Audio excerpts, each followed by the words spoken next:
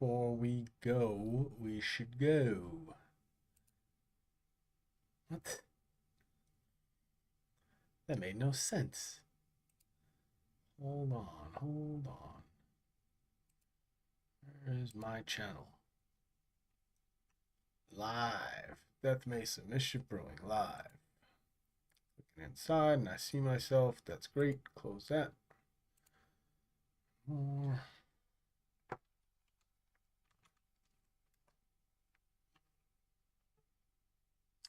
I think this is why people have those little 109876 screens, so this doesn't happen, right? Channel. Live there too. Okay. All right. So, I am Nick Grotto, and this is Nick's Game Grotto, and I am finally going to go ahead and talk about Death Mesa, Mischief Brewing. So, a little background. I wrote this game about 2 years ago, maybe a little more now. Um, I've run this game more than a dozen times for sure, and uh, I've run it at conventions. I've run it with friends. I've run it professionally in in bookstores and stuff like that. And I've had a lot of different outcomes, right? So the game lends itself to the idea that I roll dice to see what the villains are doing, not the book doesn't tell me what's going on. So when things happen, events get triggered, I roll dice, and usually it's a d4 to see what the options are on what's going on. I had color copies for sale. I do not have color copies for sale, and I've been giving away the black and whites because nobody wants black and whites. I sold all the color copies. This is a gonzo punk rock, wild, crazy setting inspired by movies like Fear and Loathing in Las Vegas, Natural Born Killers, uh, the the Wraith was shot here in town. All that stuff, all those like desert, the Bad Batch, all that desert environment, harsh, bright, warm colors.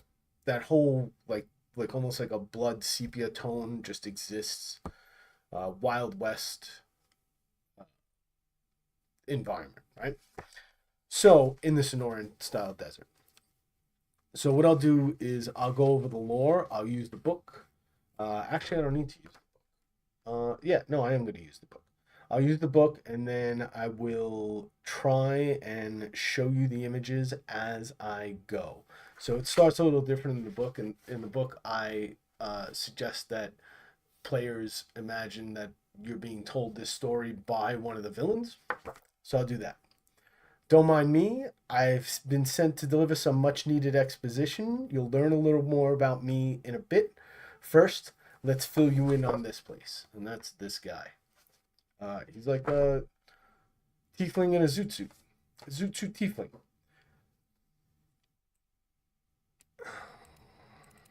The sun never sets in Death Mesa. It hangs overhead 24/7. And during the day, for about 16 hours, it's blazing hot. Temperatures get up to about 120 degrees every day. And at night, the moon cycles down to like a dim blue light glow. So it almost feels like there's a blue moon, a full moon in the sky, and it has, you can see the fractal patterns at night that exist on the moon. So don't imagine how our moon is a solid rocky surface. This moon is a fractured fractal surface, and you could see blue glowing, blue glowing from the inside on, like, imagine an eggshell that's cracked. So there are indigenous species in Death Mesa, and they are the orcs. Are very different. If you imagine an orc as a big warthog man, like Pumbaa from uh, wow, The Lion King, but on like a man's body, right? So an anthropomorphized warthogs, and then the other species is the goblins, and the goblins lived in caves. They've both coexisted on Death Mesa before you can remember, right? Before anybody can remember. The goblins started doing trade with the outside world. Some adventurers found their way out of Death Mesa. This is when you could move in and out of Death Mesa. More on that later. But for now, the goblins could go in and out of Death Mesa, and they discovered a world outside and found that there were elves who did trade with communities that came from a completely other world, the elves said. So, hearing this and seeing what the elves had and all the um, really what seemed to them magical at the time turned out not to be magical, turned out to be technology. Uh, the goblins brought that back, and the sorry, I have to have that on.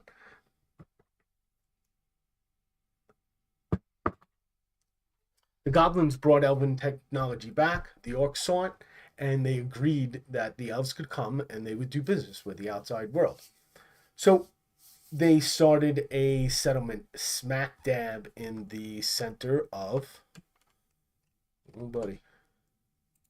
Don't mess with me now. Here we go. So this is the Mesa. And they started a settlement right in the center. Really, it's like imagine it as like the lowest point in a valley surrounded by mountains. Um,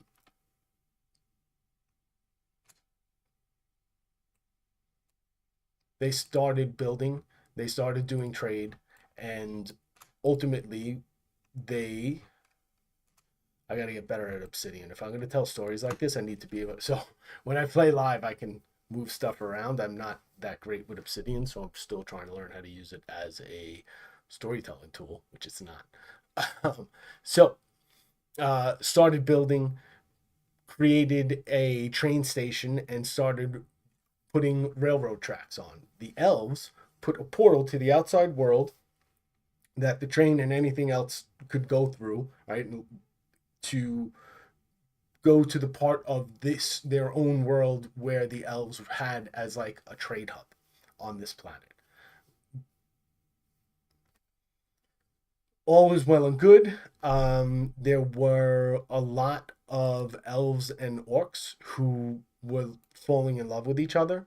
The orcs started making a lot of money, and the technology that the elves had was now being improved once the orcs got a hold of it, and once the goblins got a hold of it, they each started doing their own thing with it and actually improved the elvish technology that they were learning, or first only learning how to use. The community grew, and they realized that the elves were extracting a lot more wealth than they were admitting to.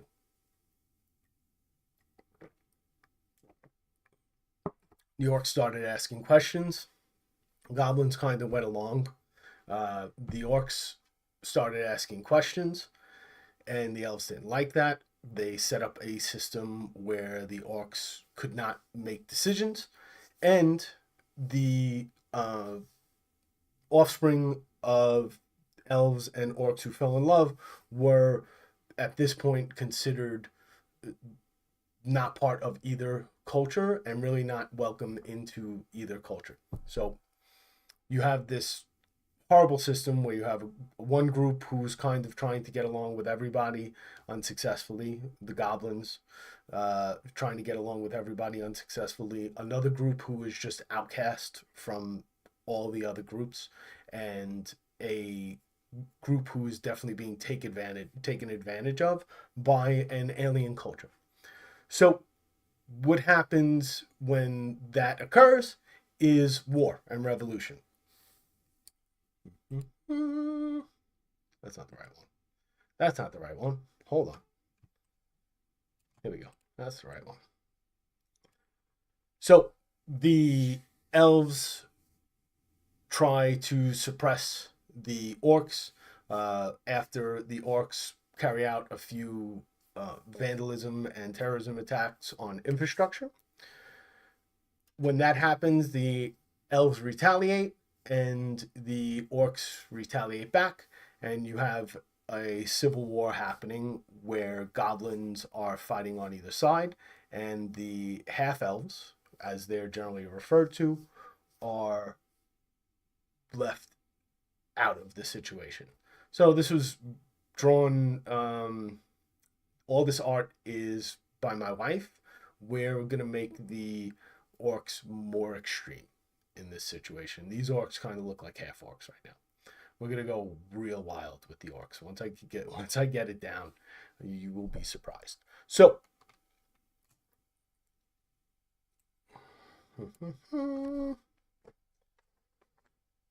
the elves are kicked out, and that starts a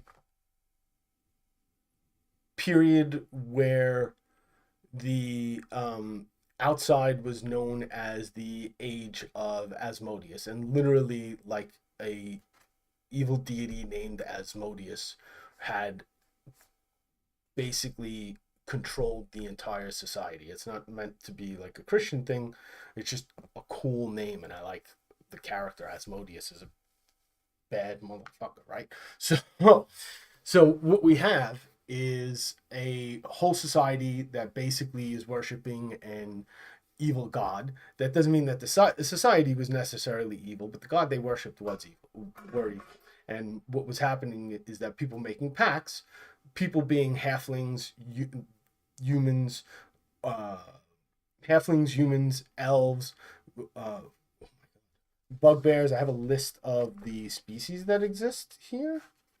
Hold on. We'll go over that at the end. But basically, all types of people basically covers all the playable races that you could think of, or lineages, and I'm calling them people, and I always will. So whenever I say people, I mean the whole spectrum of playable character lineage. So they can all become tiefling, right? So you have like goblin tiefling, and you have all these other people who are exiled from the culture, and it's basically a culling of like 85% of what the Death Mesa imagines is the outside world. It was actually worse than that. It was considered a genocide, but those who were able to flee fled to Death Mesa, and soon after that, what was considered the death line, and why this is now referred to as Death Mesa, occurred about 10,000 miles in the mountains, up in the mountains at an elevation of 10,000 miles, which is the top of every, uh, the entire surrounding area. So you can hike so many miles, but eventually you're going to get high up enough in the mountain where you hit the death line, where basically everything in this zone has been covered with what looks like a coat of black spray paint. So you can still see, if you look, you could still see in the light the trees. You could still see like birds on the branches and stuff like that.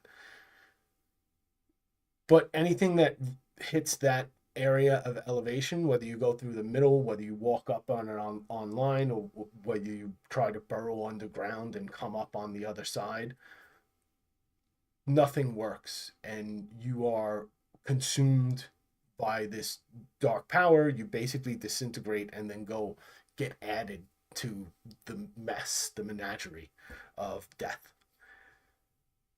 Once that happens, Death Mesa is essentially a prison. Nobody knows who did this or why. Everyone assumes that it has something to do with the prisoners there. But when that happens, I could just read this, but I'm not gonna. When that happens, they set up a first station. So the settlers that are tieflings settle in an area. It's a little slow to respond. I think it's because I'm recording. So they set up an area here, if you could see. Yes, you can. Well, this is nice. Okay, they set up an area at this area. So here's where the train comes in. It passes through first station. It makes its way to second station, which is Sugar Skull Station, and that was the one created during the first settlement. Uh, I'll describe that later.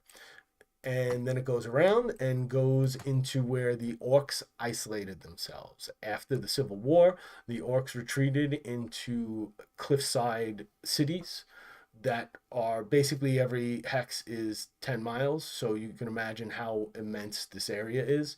The playable area that I'm going to be talking about is all in this little star. It's all in Sugar Skull City. So, and there's like some suburbs for Sugar Skull City. So, after the line comes, the train has to be controlled, and a boss comes into power and basically controls who can get on and off the train. His name is Borneo, and we will get to him in a second. Right now, everybody who is in Death Mesa is trapped in Death Mesa. You can get people in. It's not that hard. You can open portals into Death Mesa. You can like target people on the outside and open portals near them and pull them in. Some characters do. You can bring people in on the train. You can get off on the train maybe, but you have to get on the train. You have to go through the orc station, and that is, nobody leaves that. So the party, and so what happens is I have at the table a bunch of playmats that I created, and the book came with these, and they're the little play cards. So on each side is like the attributes for the character, attacks, skills, and stuff like that, their movement speed and AC, a little portrait, and on the other side is whatever the character has. So like a spell list, or in this case, some are more robust than others, right? So like for Nikki, he has a bunch of stuff he can do as a fighter, the rage and stuff like that, explains that. Let's do Galvan is the simplest. I had to fill up the sheet, so I just put all his skills on there. Really, all he could do is do what I call a blink night move, which is a misty step, and you get advantage. It's shit. It's choke. It's chokehold. The video I talked about in one of my other videos about Daggerheart, but it's similar to chokehold. Instead of having a chokehold, you get to make an attack with advantage, and with a gun, you're basically shooting somebody in the back of the head. With Daggerheart, if I was going to put this over, I would make that a much bigger hit. So they choose between these characters, right? Nicky Mox is based on Mickey Knox, myself a little bit, but mostly Mickey Knox. And he's named after me.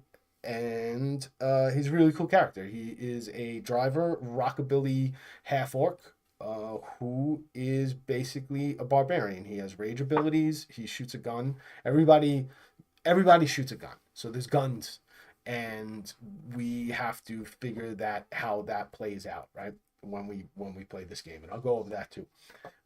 Then there was Valerie Knox, who is based on Mallory Knox, named after my wife Valerie.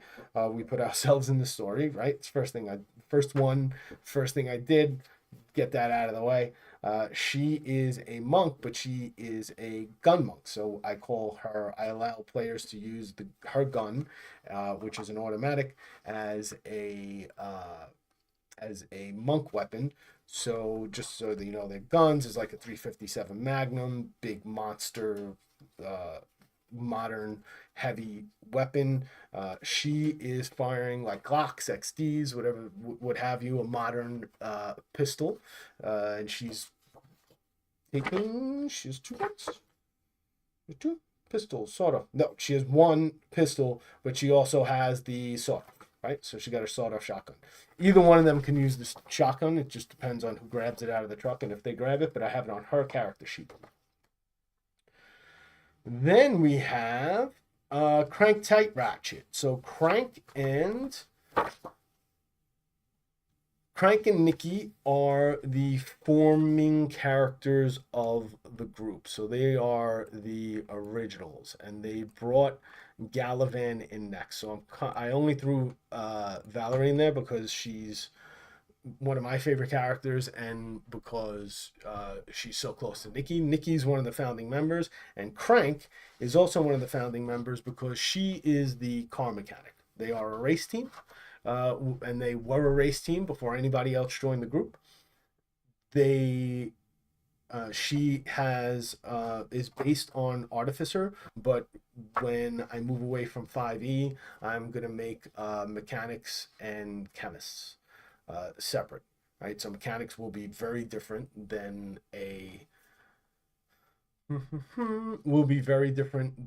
artificers, and chemists will probably also be very different than artificers because we have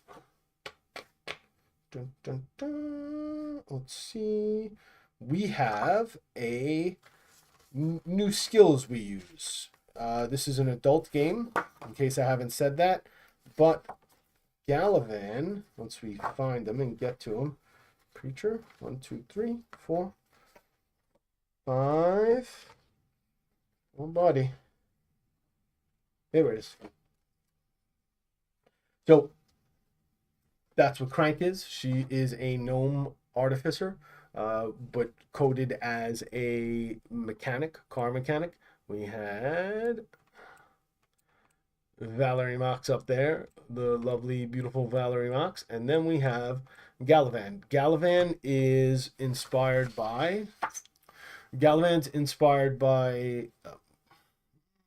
Gunslinger from Stephen King's The Gunslinger, the Dark Tower series, and then also inspired by, oh my god, blanking, Blazing Saddles, the Gunslinger in Blazing Saddles, played by an actor whose name I definitely know. And and basically he has these special skills on the backside, which are smoking, drinking, and maintaining once he does too much of the smoking and drinking, right? So maintaining is cool when he loses it. Oh, boo. I am losing power. So here's what I'm going to do. I'm going to swap out my battery. See what I'm doing because I have a camera. My finger.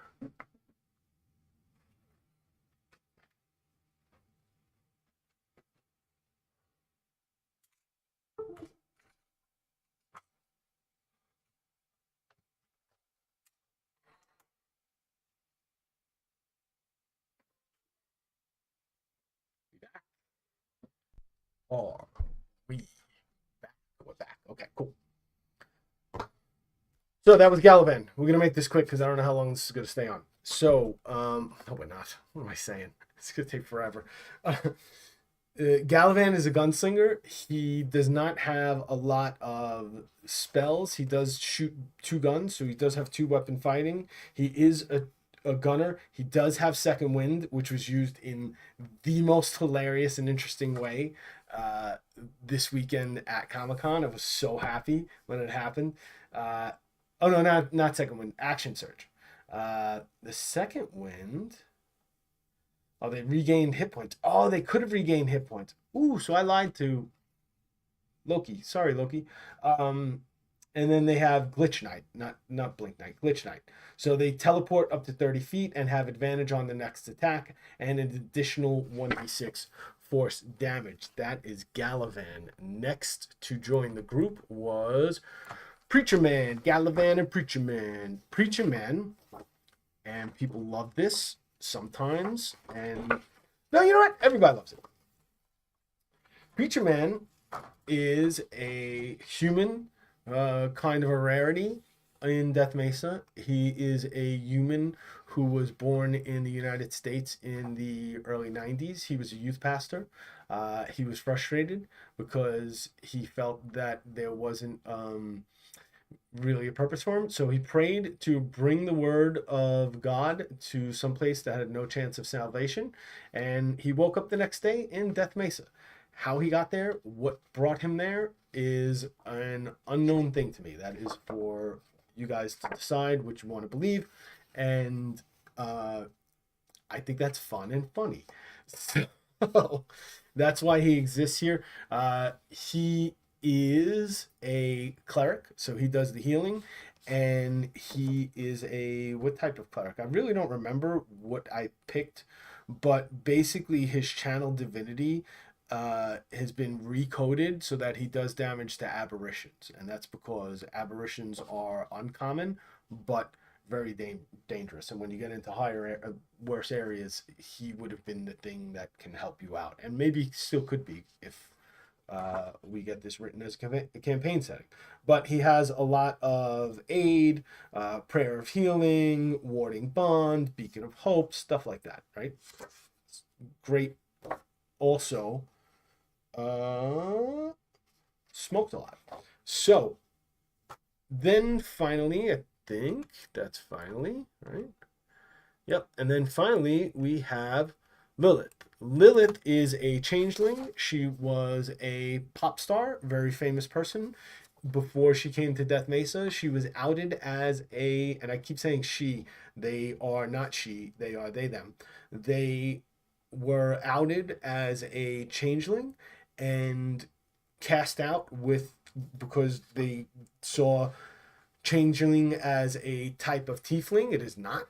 But changelings was still mistrusted in the age of Asmodeus. So changelings in general just had a bad time of it and are not generally trusted.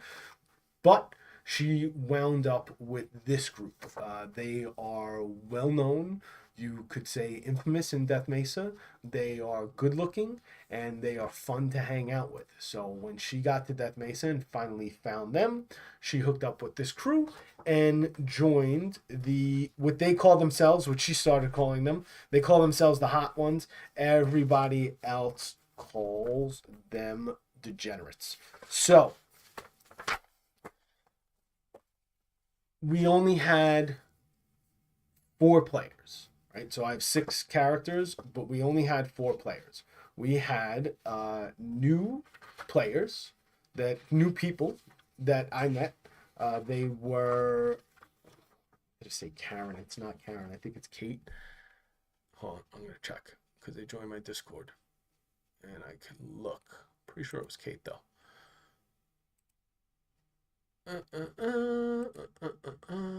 Everybody wait while I look up.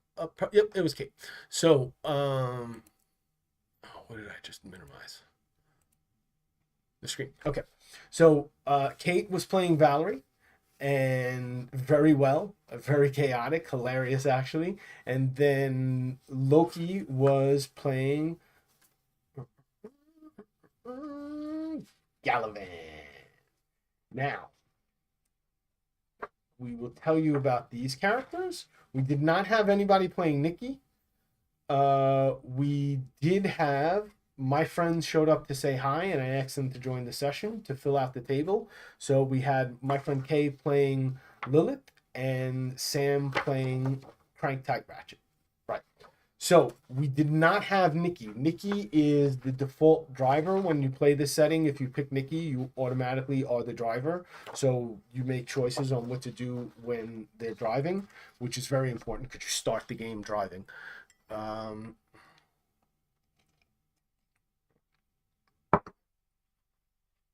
But basically, Galavan was a member of a notorious warfighting group, like squadron in the civil war that happened with the orcs. They committed quite a few war crimes and atrocities. He uh, went against orders and refused to carry out a particularly heinous act. He was put in prison by his commander named Elan Aisia, who will definitely come up in this story later. So she was his like the battalion's like a general. She was a general. So she was the battalion's general, and she had him in prison when the war ended and the elves finally got sick of it. They felt that that battalion should never be able to return home. They were stuck in Death Mesa, and Galavan was stuck with them because he never got to speak for himself. Valerie, and he blames Elon, but he's the second best gunslinger in Death Mesa. Elon is orders of magnitude better than him, the best. So then we have Valerie Mox. Valerie was a fighter who lived only in the caves under Death Mesa.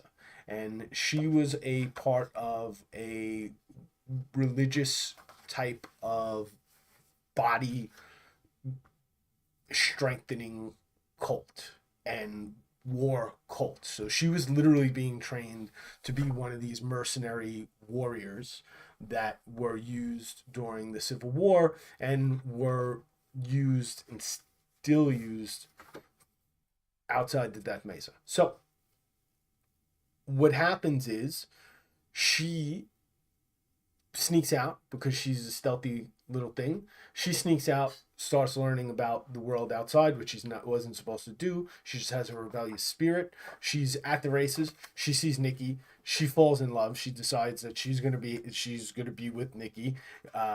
Nikki eventually gives up and gives in and very much loves Valerie, and now they are a couple, and she is feared by the orcs and was kind of let go by her family. So she is an outcast. She does not have a place to go. Her family always lived in the caves. So basically, her leaving a cave was already disconnecting her from everybody she knows. She does not go back in the caves.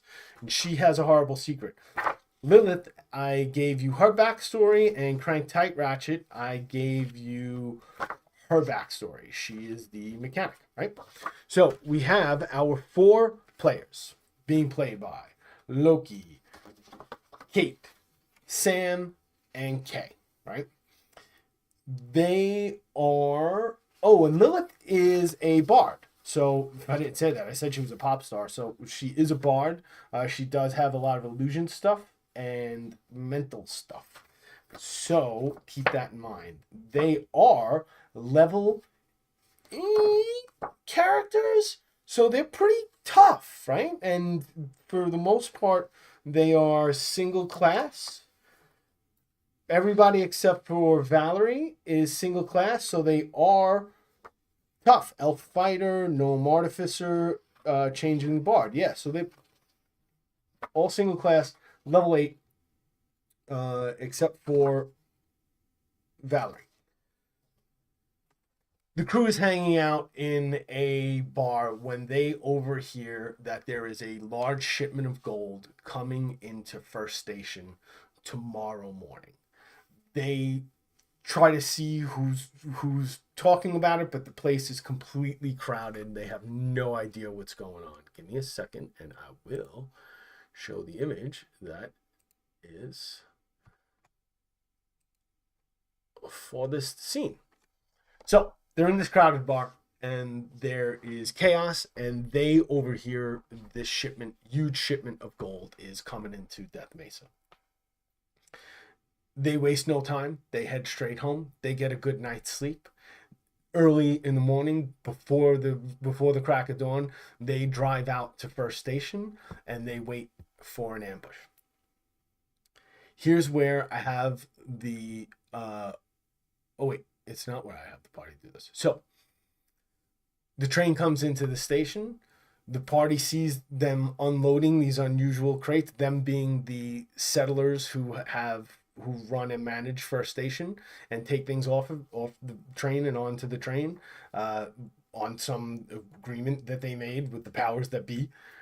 They're taking things off the train. They are attacked by our party. And here is where I have everybody roll to see how much gold they get, right? It really isn't that relevant. If everybody gets fours, I just push harder with my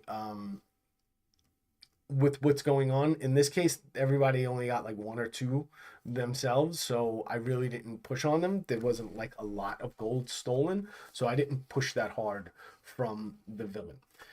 They each get their gold. I do ask them what they do with their gold, and this is important. Most everybody throws their gold in the back in the trunk of the car, tries to hide it, except for Valerie, who decides to put the one of the gold bar in her bra and the other one in the pocket. I think they said their bra, right?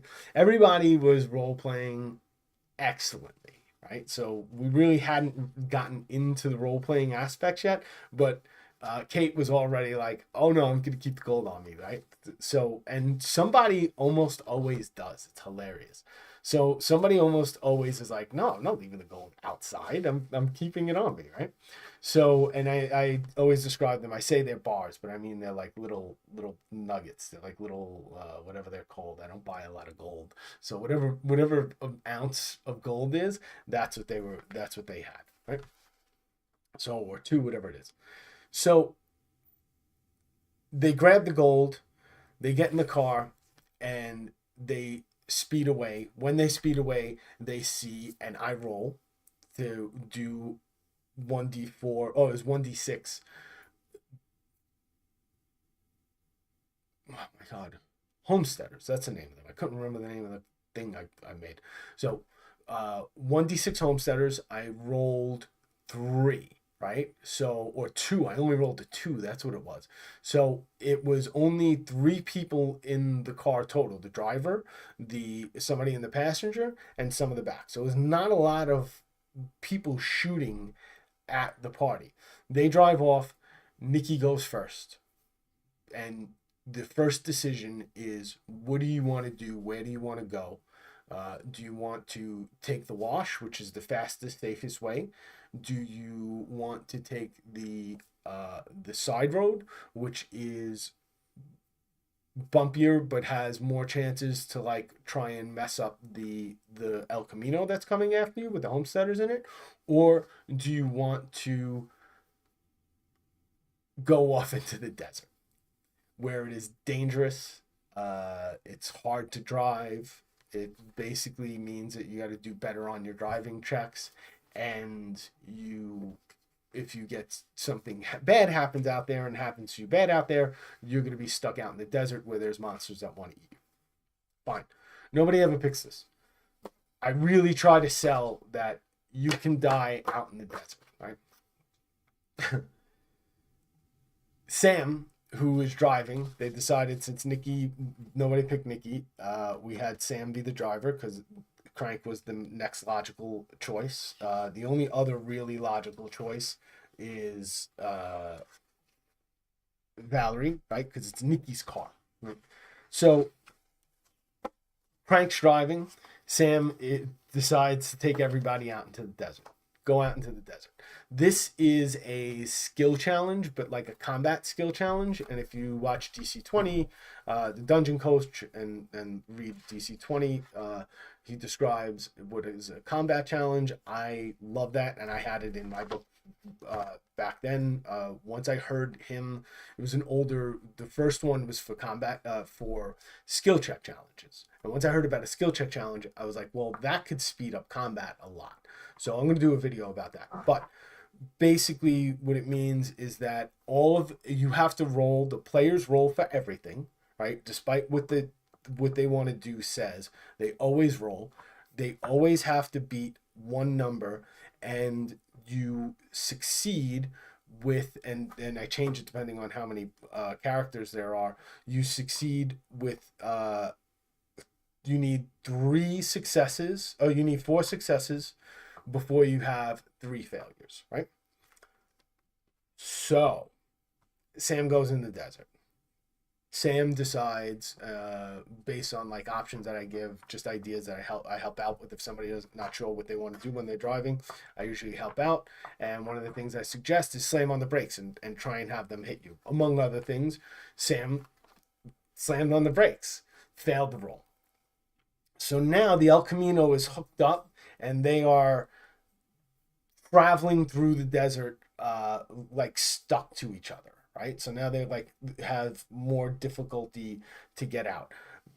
Let's see what happened next. What happened next is that Kate, as Valerie, starts shooting, and Kate shoots out the passenger. Roll, success, dead passenger. Right, then it comes to Kay as Lilith, and Kay is like, can I cast freedom of movement on Priscilla? Right, so is Priscilla a creature? Like, no, but I don't care. Right, so yes, you can do that to try and unhook it, but you still have to roll. It doesn't automatically happen like it does. She still rolls. Car bumps. She fails. She gets distracted. Boofs the casting. 2 fails, 1 success. Right. We go to Loki playing Galavan, shoots. Everybody's like, plus 11? Yeah, plus 11. So Galavan hits the driver, kills the driver. So now you have the guy who was in the back of the El Camino trying to climb around and get into the car to hold it in place. Oh, and by the way, the freedom of movement kind of worked, but now they're cocksided. So like cocksided. Now they're like all cattywampus driving like this through the desert, and they're getting pushed, and like not the car's not even straight anymore, right? And these are hover vehicles I did not mention. So I have Priscilla versus the El Camino right here. So this is what's going on. So no enter. Don't enter the desert, Sam. So boom, boom, boom. So what happens is freedom of movement. Galavan shoots, kills the driver. Guy in the back is now trying to take control of the car. So somebody's always ready to So when I play this, I always imagine that somebody's ready to take control of the car if there's not enough successes and failures, right? Back to Nikki. Nikki tries to shake it off, right? Oh, not Nikki. Back to Crank. Crank tries to shake it off. Fails another roll. So now we have we had 4 rolls. 2 successes, 2 failures.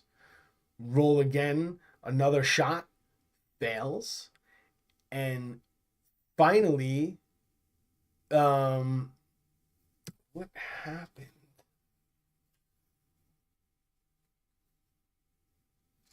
How did it end?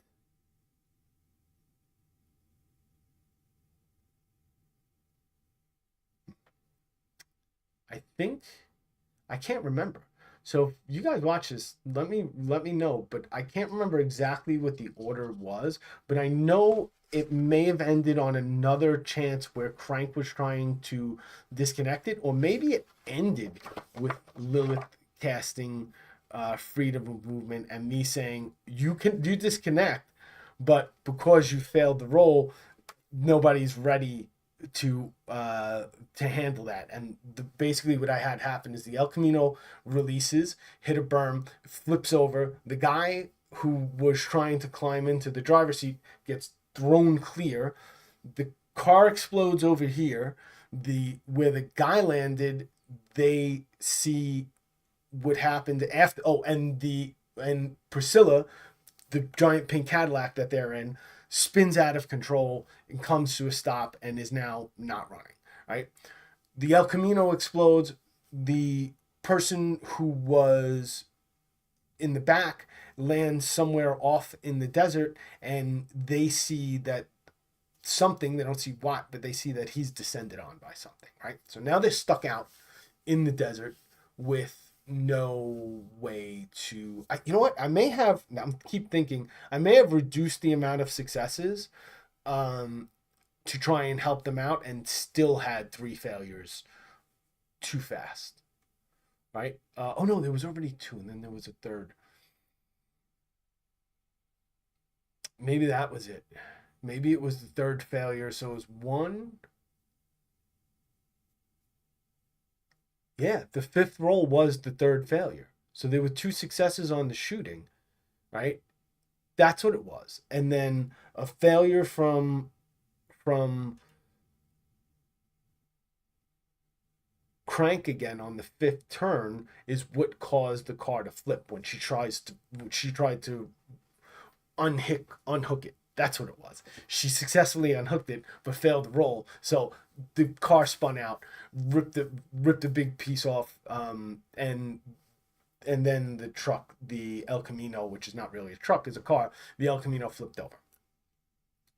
So glad I figured that out. That would have drove me nuts. They see that the person who was thrown out was attacked by monsters, and Crank gets to work fixing Priscilla. She rolls high. Oh, she didn't roll high. She rolled well enough to succeed. So I gave them an hour out in the desert. Basically, a success means that you have a shorter amount of time. She just made it. So it was an hour at 1 hour out in the desert. If she would have rolled very high, it would have been less time, like a half hour or 15 minutes out in the desert. And I wouldn't have I wouldn't have attacked them at all. They could have just drove out. But because they were out in the desert for an hour waiting to fix the car, they got attacked. They got attacked by 3 young Kruthiks. And basically the lower the more failure they have, the worse the outcome. So because they just passed, they had the least amount of an attack, right? So you still get attacked out in the desert because it's dangerous. Even on a success, you still get attacked, but they only get attacked by 3 Kruthiks, right? So I have my scorecard, if you could see. I have my scorecard for initiative and how I track damage. And it was uneventful. Basically, Valerie and Galavan just took out all the 3 Kruthiks very quickly, and then Crank got the truck working.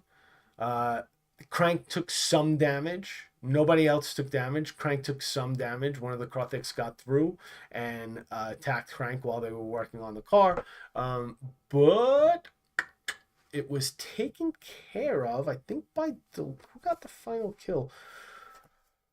Loki, as Galavan, was getting lots of kills. Unsurprisingly, he is doing the most damage and hitting most consistently, right?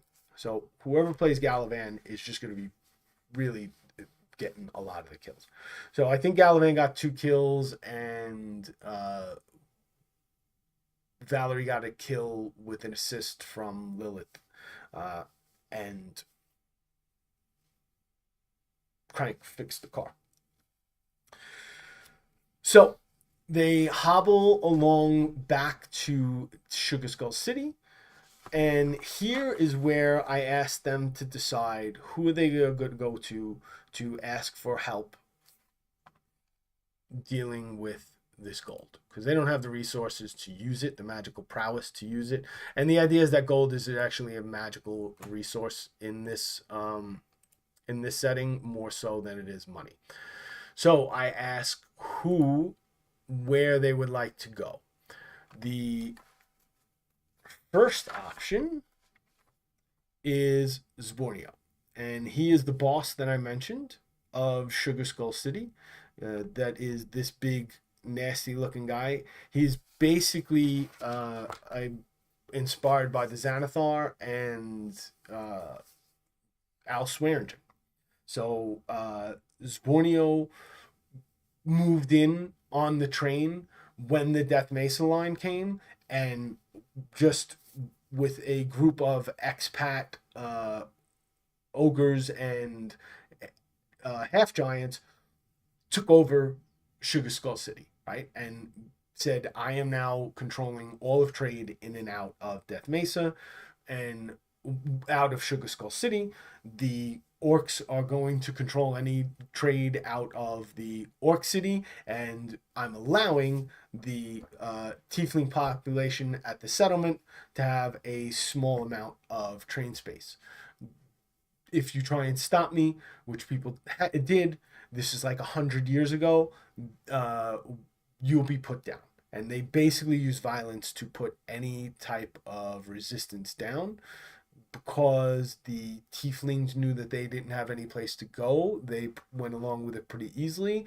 The orcs made their own separate deal with whatever the powers that be made this decision that nobody really understands or knows about. And Sugar Skull City was taken over, really just the train station, but the rest of the city was left to its own devices. Borneo runs the station, which is de facto ruler of Death Mesa, right? As far as anyone who lives in Sugar Skull City is concerned. Borneo hates the party. He especially hates Nikki, and they're troublemakers. So he doesn't like them. For Nikki, it's kill on sight. The thing is, his crew isn't very organized. He doesn't have a super disciplined style of leadership. He kind of lets people do whatever they want as long as the things he wants gets done. And that means that the party can work with Zborneo's uh, ogre and half giant crew. Then we have the Hoofies. The Hoofies are anthropomorphic cats and dogs. They were at war in some other place. So literally, they were starfighters on separate. Like they had like a little star system that the two communities controlled, and they were at war with each other, fighting starfighters in space. Some of them dreamed this war is centuries long. Nobody even knows why it started, and they continue to have it. Some of them dream of a racetrack that is dangerous, but where you can go and still maintain your honor and dignity and settle this difference without having to do violence to each other and do violence to each other's population. And these people basically come to Death Mesa to settle an old score that they don't understand on a racetrack. They have hover bikes, so motorcycles. The canine variant of the species rides on street style bikes, and they basically wear that style of clothing. And the feline versions of the species have a more like Harley chopper style motorcycles, right? Cruiser bikes. Those bikes represent their different cultures and themselves, and they look like greasers. So they brought the greaser culture into Death Mesa, and that basically is the greaser culture. So they've been here a very long time, and that is the greaser culture that Nikki adopted. So we are just gonna keep opening this up as we need it.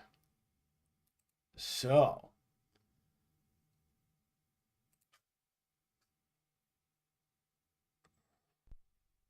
one day, I will get my situation functioning. But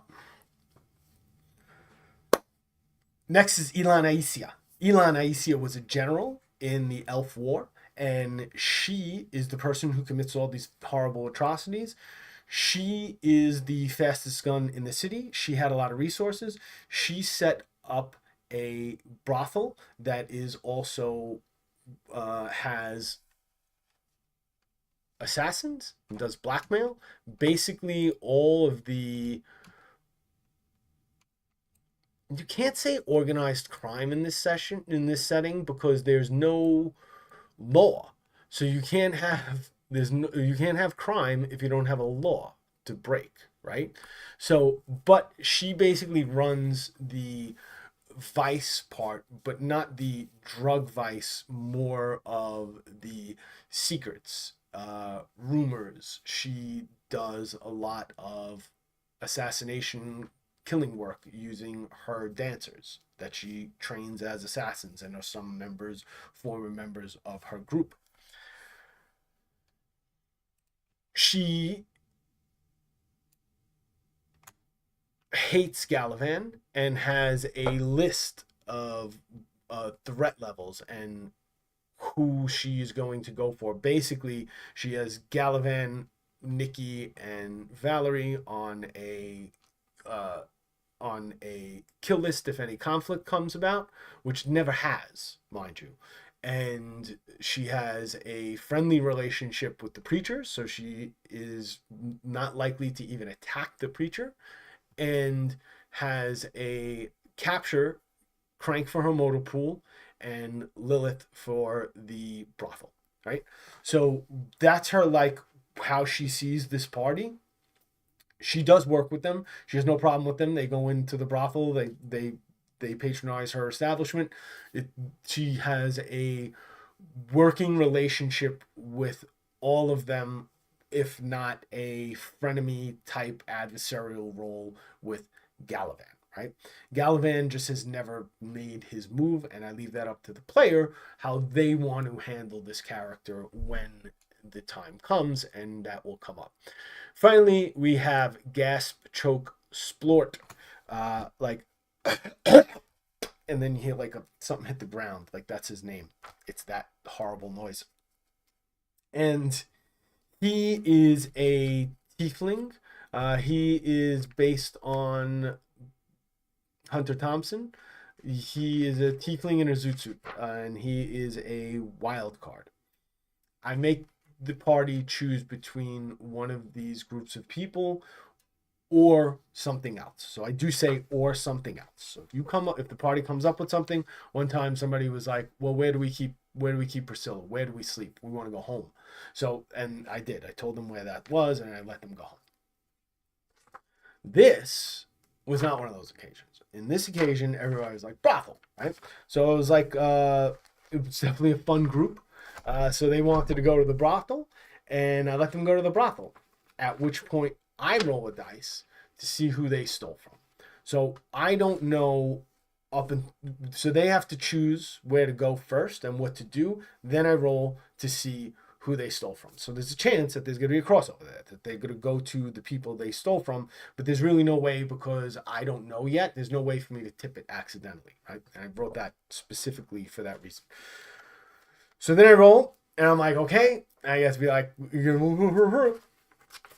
And I say, driving back, you guys see the Hoopies coming the other way. They wanted to do a perception check, and they did roll high on the perception check.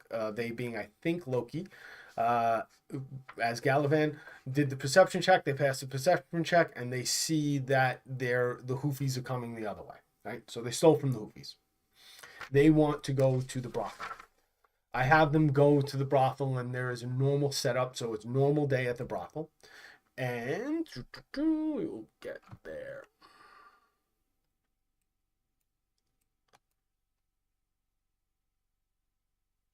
So I have little playmat type stuff that I put out to do the space. This is the map that's in the book, and this is the map that I have that is going to get finished and made as the actual battle map. So there's a front room at the brothel, which is meant to look like boobs on here. So there's a front room at the brothel where you encounter Nevedun and Huana. Nevedun is a Nevedun is a large bugbear. So basically, I describe them as Wookiees. And Nevedon is wearing cut off denim shorts like Daisy Dukes. He is also wearing like a rhinestone cowboy hat and a cowboy vest with tassels on it, and he is accompanied by uh no Juana. That's Juana, and then there's Nevedon, and then Nevedon is a goblin with very large, like absurdly large, like Dolly Parton boobs, and wearing the same outfit where there's like a button on the vest that's just barely holding this thing together, just screaming for his life, right? So imagine this goblin with big boobs and a I don't can you say boobs on YouTube? I don't know, but we'll find out. Goblin with big boobs and the who is Nevedon, and Juana is the bugbear. Oh, and the bugbear has and it also is well endowed in the way men can be with his Daisy Duke shorts showing. So that's the first two characters that they encounter, and they are kind of in the characters' faces. They're like, "What are you guys doing here so early? We're just setting up." And the dancers are now like getting ready to start their day, right? So it's around 10 a.m., right? Not quite lunchtime. They try to say that they want to see Elon. Elon's sleeping. She doesn't want to be bothered. And Valerie busts out a gold bar. We want to see Elon. We want to talk to her about this, right? So Juana goes upstairs. The Nevedon starts offering the party drinks for free, starts getting them drunk.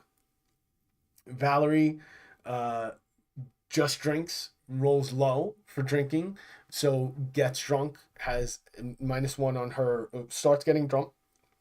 So it's like only one level of being drunk, and you only lose one -1 to your attack rolls, right? Gallivan drinks, but Gallivan has very high drink tolerance for substance, so he rolls very high, just pounding him back, not getting drunk. Lilith is not drinking. She is helping the dancers put on makeup and stuff, so she's trying to get a good to have a good rapport with the dancers, right? Rolls high, that's fine, and that works out because they don't come and like pay too close attention to what's going on with the party, right? Later on, which is important.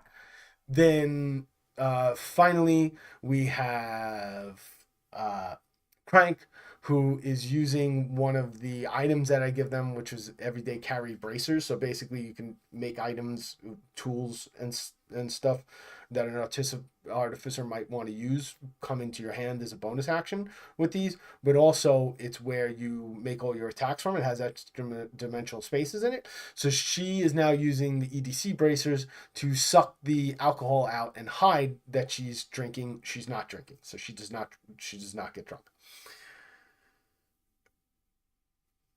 Lilith sends a orb of viewing. What I can't remember what it was. It was basically spies on the conversation.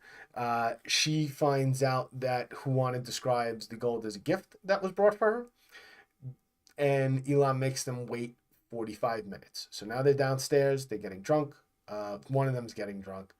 They're talking to the dancers. We're having like fun role playing. And they start talking about stuff, and I'm like, okay, Elon is now watching. And I tell them this because Lilith is watching Elon watching, right? So Lilith is watching the party, and no, Lilith is watching Elon. Elon's watching the party. Lilith doesn't know this yet, right? It becomes kind of moot that they have this ball, except that they knew what they knew. Elon calls the party into the back room. So the reason I show this is because I remembered something about the back room late in the game, but it was a secret, so it doesn't matter. There's a secret door right there. You see a little blank spot? That is a secret door in this campaign setting. Spoiler alert. So that's there. So Elon has them come into the back room, and they are not having a successful tete-a-tete. So I do now roll again for Elon. I have instructions on what I do with Elon. So I roll to see what Elon's tactics are. In this case, Elon's tactics are bargaining. And what that means is that she is willing to negotiate. She wants some of the gold for herself, and she wants the party to work for her, right? I think that's what I had. Yes. So the watering hole, Elon's tactics, bargain. Elon explains to the party that they do not have the resources needed for this much gold to be useful. She offers to take the gold from the party as a favor, giving each party member a stipend each week until they have received 1 gold bar each. So I tried to bargain with them. I tried to get them to work for her in lieu of more gold, and they didn't go for it. So while this is happening, Galavan is pulling his guns out under the table, right? Competition roll. Galavan rolls high to stealth, and I roll a 1 for Elon, which is still like double digits because she has an 11 to perception, right? So if I didn't roll as low as I did, this session would have went very differently. So now we're arguing, and Galavan has the pistols out under the table, and I play it like it was really great. Loki was an excellent role player, right? So what happens is now I do this thing where where I literally will like get into character and like try to like test out like, okay, what if we stared each other down as players, right? And Loki locks in. Loki's like cool, like just sits back and just like looking at me like like that, not breaking for shit, right? So like I'm running the game, and now I got like a player who's like staring me down, and I'm like, and you have to take this into account where you want it to be immersive for the players, but you don't want to make anybody uncomfortable, right? So in this case, I didn't feel that Loki was uncomfortable, so I really was like laying into it. Now everybody around the table is getting excited because you could feel the tension that we're creating, and we're also both making sure that each other and everybody else knows that we're not really about to like kill each other. So you have this real nice, awesome tension buildup, and what happens? Loki clicks the hammers back. There's no roll for that. Elon hears that. Roll for initiative. I tell Loki, you're going to get to shoot first, right?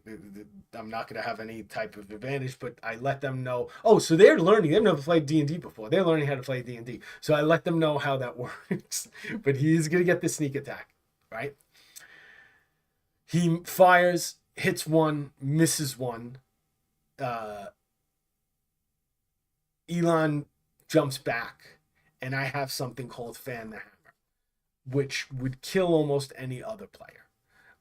But because it goes into Galavan, I get Galavan from 50, 60 something hit points down to like 14 hit points. Right? So basically, Elon can unload 6 shots into somebody for like a minor penalty. It's still a +8 to each attack, right? So she hits a bunch. She almost kills Galavan with just 1 volley of bullets. And it comes around, what's the turn order? I'm going to try and be... So Galavan goes first. Lilith goes second. Lilith tried something crazy. I think she tried to have flowers spray everybody in the face, which is hilarious. And it sprayed everybody past their roll except for Valerie. So Valerie's drunk. Now Valerie's blind. That didn't go well. It's Crank's turn. What did Crank do? I can't remember. Oh man. Everybody was kind of like attacking to start. Everybody kind of like piled on Lilith in the beginning, right? Valerie shoots, disadvantage, blind, drunk, just pop, pop, right? So she's -1 and disadvantage. So misses her shots. The first round is crazy, but not like crazy, right? So as a bonus action, I have Lilith reloading her gun. That's all she did. She unloaded into Galavan and starts reloading the gun. So now it's back at the turn order. It's back around. And I said that I let them know that because the dancers were in the other room, they would take a turn to get in there. But once they started piling in, there's 9 of them in there, so they're going to pile in hard. So, so I have Elon reloading the gun. Galavan shoots again. Maybe hits, maybe it doesn't. It's not that, but they're doing damage at this point to Elon. But Elon has a lot of hit points, so I'm not worried about it, right? So Galavan shoots. Galavan uses action surge, and I think Galavan's gonna shoot again. Galavan does not shoot again. Galavan uses his action surge to slap the bullets out of my hand. Give me an attack roll. Sure, why not do that with your action surge, right? Which is really smarter because it really gave everybody a chance to figure their shit out, right? Because I would have started wrecking a house at that point, right? Because I can't even take any legendary actions. Well, because I used up all my points, but I can't take legendary actions in this one, which I'm thinking of, because my gun isn't reloaded. I had to use a legendary action to reload my gun, right? So Galavan succeeds in slapping the bullets out of my hand. Fantastic. I can't reload. Lilith goes again, but this time, instead of spraying water in everybody's face, Lilith blocks the door. And Lilith has a very high DC, spell save DC. So I'm going to use her spell save DC for the party to knock down the door that she made. It's creation, and she can make a space in a 5-foot cube, right? So basically she could fill up a 1 foot by 10 foot space, right? She does it. She blocks the door. So now the dancers were going to come in on the next turn. Literally, you have Lilith and then dancers. You can't see that. You have the dancers who were going to come in on the next turn. Now they're just kicking the door, right? Fail. They can't get in. Crank's turn again. Crank starts healing Galavan, and everybody's like, oh, this is like a long time coming shootout between the two greatest guns. They're like cued into like the narrative of the story, right? At this point, because they're all role playing the characters, and like I rushed through it to get through it. Rushed through it, like it's going to be like an hour and a half or 2 hours, I think.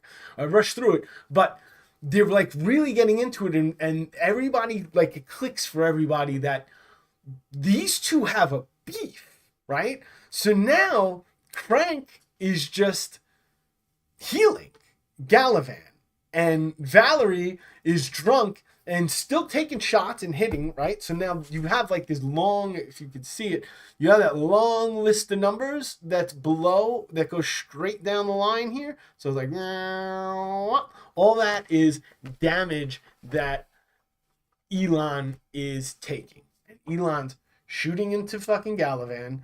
Galavan's being healed by Crank.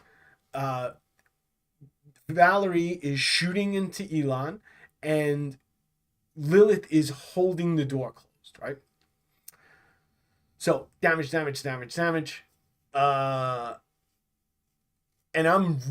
I told them, I am really trying to kill Loki's character at this point, right? And like just doing everything I can. So what Elon has is she gets to make attacks basically after everybody goes. She has Fan the Hammer. I don't know if you use Fan the Hammer. It's because you could literally just TPK the whole fucking party. With that, it takes a little restraint to be a GM when with overpowered stuff. So she can make an attack. That was it. Warlord's Command. She can make her dancers take attacks, but I can't make my dancers take attacks because they're not in the room.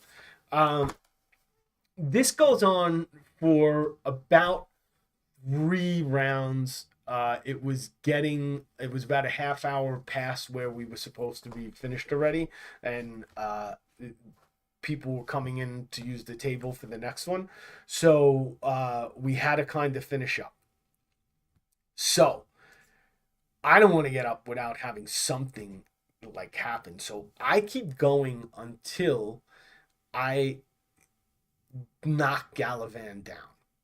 The amount of damage that I took was 154 points of damage, basically just getting bullets pumped into me nonstop. There's one this here. Somebody looks like at one point I took 86 points of damage, or was that me adding stuff together? Because I got down to 68 and then 11, 9, 19, 9, 6. These are the Galavan hits. So the 19, the 14, those are Galavan. And it's just back and forth nonstop. I get Galavan down and I dimension door out of there.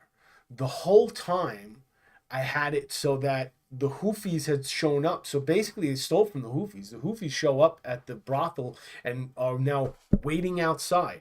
Oh, and then I realized that about halfway through, I realized I have a secret door in this room, and I have the players come around, and I have them throwing down. So now they have to shoot. So now they had to take out the extra. They had to deal with the Elon's dancers who had came in to protect her so they were doing a lot of damage. So they have these torque bracelets, and they were doing a lot of damage. So now everybody's taking damage. I didn't attack Lilith because everybody likes Lilith, so you can't really can't attack Lilith or Preacher. Preacher wasn't in this. Preacher also probably wouldn't have been attacked. It would something else since he's like the primary healer. But Crank was cranking out the healing, not even the main thing. I had to dimension door out, and it ended with the party locked in a room. So the dancers that had come in the back door didn't get killed. They retreated out, and the Hoofies now had the building surrounded, and the dancers and Elon now have the room surrounded, right? I could have used Chain Lightning. I didn't. I realized that afterwards. So I probably would have got Galavan down a little sooner and got the kill, and then I wouldn't have killed the party. I would have bamfed out. So if I would have killed outright Galavan, that would have been great, but I didn't. Galavan and the rest of the party did 156 points of damage to Elon. I have never had anyone shoot at Elon. So I've been able to scare people away from the desert and going after Elon by warning them off of it in my games pretty successfully. But man, this was nuts. I've also had it to where they stole from Elon, and now instead of getting held there to get drunk, they're being held there and waiting for Elon to come back, who comes in shooting. So if they stole from Elon and they go to Elon, Elon just is like, bop, bop, bop, bop, bop. And it's like she honks, you hear like a coded honk outside, and the Huana and Never Done, because there's no other dancers, basically hit the deck, and then it's like everybody comes in shooting, blasting up the whole place.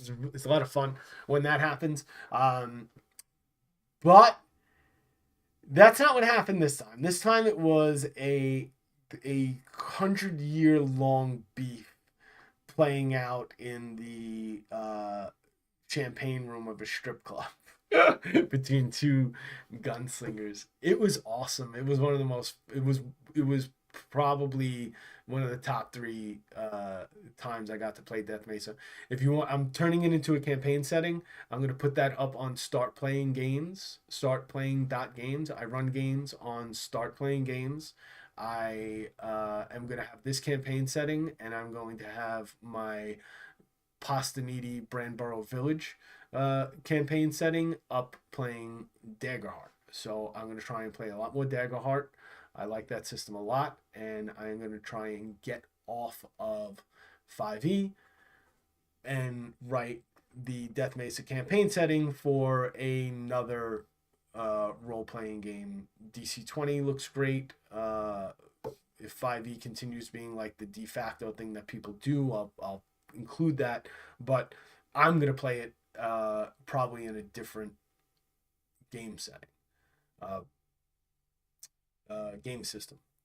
So if you want to play games with me, play this in 5e on Start Playing Games.